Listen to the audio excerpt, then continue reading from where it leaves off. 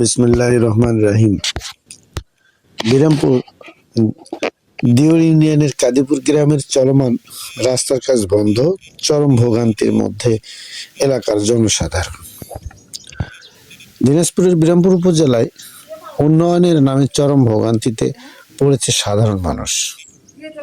দিওর ইউনিয়নের ১ নং ওয়ার্ডের কাদিপুর গ্রামের ভিতর দিয়ে বয়ে যাওয়া একটি গুরুত্বপূর্ণ রাস্তার উন্নয়ন কাজ শুরু হলেও হঠাৎ করেই কাজ বন্ধ করে দেয় ঠিকাদারি প্রতিষ্ঠান। এর ফলে প্রতিদিন স্কুলগামী শিশু, বৃদ্ধ, নারী ও কৃষকরা পড়েছে সীমাহীন দুর্ভোগের মধ্যে। আমার নাম মুসলমান নাজমা আক্তার, গ্রাম উত্তর কাদিপুর। আমি উত্তর কাদিপুর থেকে বলতেছি। আমাদের এই রাস্তা মেরামত না হওয়ার ক্ষেত্রে আমাদের বাচ্চারা কোনো প্রতিষ্ঠানে যেতে পারতেছে না এবং প্রতিষ্ঠানে যাওয়ার আগ্রহ নেই তাদের। কারণ যানবাহন যাচ্ছে না। যদি রাস্তা মেরামত হতো তাহলে বাচ্চারা প্রতিষ্ঠানে যেতে আগ্রহ হতো এবং ভ্যান, রিক্সা এই যোগাযোগ সহকারে তারা যাইতো। কিন্তু এখন ছোট বাচ্চা 21 সালের বাচ্চা নিয়ে আমি প্রতিষ্ঠান তৈরি করছি। এই বাচ্চারা কোনো ক্রমেই হেঁটে হেঁটে স্কুলে যেতে চাচ্ছে না, কারণ রাস্তা ভালো নয়, বালু রাস্তা। বাচ্চারা পড়ে যায়, অনেক আহত হয়। বাচ্চাদের চোখের মধ্যে বালু ঢুকে, আবার বাচ্চারা চোখ নিয়ে সমস্যা খুবই জটিল হয়ে গেছে। এর জন্য আমি চাই যে আমাদের এই রাস্তা তাড়াতাড়ি মেরামত হোক। আমরা প্রতিষ্ঠান তৈরি করছি, প্রতিষ্ঠানে বাচ্চারা যাতে করে যায় এবং বাচ্চারা সুশিক্ষায় গড়ে উঠুক, এটা আমি চাই। আমার একটাই অনুরোধ থাকবে, আপনারা যাতে করে যত তাড়াতাড়ি আমার এই রাস্তা মেরামত করে দেবেন তত আমার প্রতিষ্ঠানে ভালো হবে এবং বাচ্চারা প্রতিষ্ঠানে যেতে আগ্রহী হবে, তার সাথে গার্জেনারাও আগ্রহী হবে। এই বলে আমি আমার কথা শেষ করছি। আমার একটাই অনুরোধ থাকবে, প্রতিষ্ঠানটা ভালো ফলাফল রেজাল্ট করার জন্য রাস্তা অতি তাড়াতাড়ি মেরামত যেন হয়। এই বলে আমি শেষ করছি। আসসালামু আলাইকুম। বর্তমানে আপনি যে দৃশ্য দেখছেন, এটাই সেই দৃশ্য। কাদিপুর গ্রামের একমাত্র চলাচলের প্রধান সড়ক। দীর্ঘদিন ধরে উন্নয়নের কথা বলে রাস্তা খুঁড়ে রাখা হয়েছে। মাটি ঘেটে গভীর খালাকন্দক তৈরি করা হলেও নেই কোনো কাজের অগ্রগতি। বর্ষা ও সামান্য বৃষ্টিতেই রাস্তাটি পরিণত হয় কাদার সাগরে। কোনো বাধা বাধি নেই, কিন্তু রাস্তা হচ্ছে না। কি কারণে খুব সমস্যা হচ্ছে। সমস্যা না, গ্রামের ভিতরে তো সমস্যা। কতদিন ধরে এটা পড়ে আছে? বছর আছে। কতদিন ধরে তো খেয়াল নেই। আপনার নাম কি? আসসালামু আলাইকুম। আমার নাম হলো হাসান হাবিব। আমি হলো কাদিপুর গ্রামের ছেলে।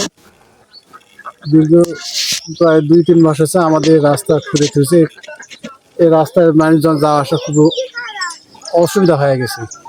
এই রাস্তার কাজ বহুদিন এই অবস্থায় থাকাকালীন আমাদের মৌসুমে ধান নিতে অসুবিধা, গাড়ি ঘোড়া যেতে অসুবিধা এবং মানুষজন চলাফেরা করতে অসুবিধা। এই রাস্তার মধ্যে পানি জমানো হয়ে থাকে।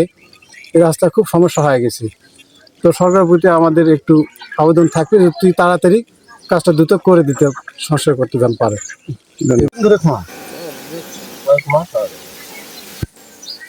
কয় মাস হচ্ছে? 4-5 মাস হবে। এই অবস্থা থাকায় সমস্যা হচ্ছে জনগণের।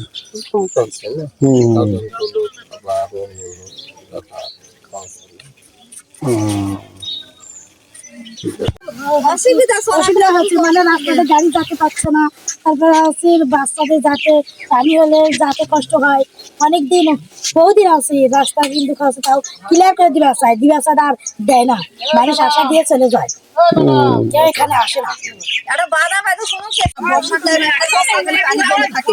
রাস্তা চলাচল অসুবিধা। ধানের সময় আসলে ধান আমরা যে হলো উঠাবো, এখান থেকে গাড়ি যাতায়াত করতে পারে না। পানি জমা হলে চলাফেরা অসুবিধা হয়। বয়স্ক মানুষের আমাদের এখানে মসজিদ আছে, এদিক দিয়ে মসজিদে যাওয়া অসুবিধা হয়ে যাচ্ছে। এরকমই সমস্যা। কতদিন ধরে পড়ে আছে রাস্তা? আজ 6-7 মাস হচ্ছে। এমন অবস্থায় অত্র গ্রামের মানুষজনের নিকট কথা বললে তারা জানায়, ভাই রাস্তা খুঁড়ে রেখে চলে গেছে, এখন বাচ্চারা স্কুলে যেতে পারে না, অসুস্থ মানুষ নিলে অ্যাম্বুলেন্সও ঢুকতে চায় না। এমনকি সাধারণ মানুষজন রাতের বেলায়, দিনের বেলা, যে কোনো সময় এই রাস্তা দিয়ে নিরাপদে হাঁটাও যায় না।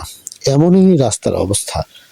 তারা আরো বলেন, দীর্ঘদিন ধরে বলছে কাজ হবে কিন্তু কাজ বন্ধ। আমরা কি দোষ করেছি? স্থানীয় নারীরা বলেন, রাতে কেউ অসুস্থ হলে বের হওয়া যায় না। আমরা সবাই আতঙ্কে রয়েছি। এ বিষয়ে স্থানীয়রা অভিযোগ করে বলেন, কোনো প্রকার নোটিশ বা ব্যাখ্যা ছাড়াই ঠিকাদার কাজ বন্ধ করে দিয়েছেন। রাস্তা নিরাপত্তার জন্য কোনো সতর্কতামূলক ব্যবস্থা বা বিকল্প পথের ব্যবস্থাও করা হয়নি। এতে প্রতিনিয়ত দুর্ঘটনার ঝুঁকি বাড়ছে। দিওর ইউনিয়নের শহরের হোক আর গ্রামের হোক, প্রধান রাস্তাটি কাজ করতে গেলে বিকল্প রাস্তা সৃষ্টি এলাকা হয়, তারপরে রাস্তার কাজ করতে হয়। এই রাস্তাটি এমন একটি রাস্তা যে বিকল্প রাস্তার আর কোনো জায়গাও নেই। এ বিষয়ে বিরামপুর উপজেলা এলজিইডির দায়িত্বপ্রাপ্ত প্রকৌশলীর সঙ্গে মুঠোফোনে যোগাযোগ করার চেষ্টা করা হলেও তিনি ফোন রিসিভ না করে এড়িয়ে যান। একইভাবে কাজের ঠিকাদারকেও একাধিকবার কাজ বন্ধ করা হলেও তিনি ঠিকাদার কোনো সাড়া দেননি। এর ফলে প্রতিদিন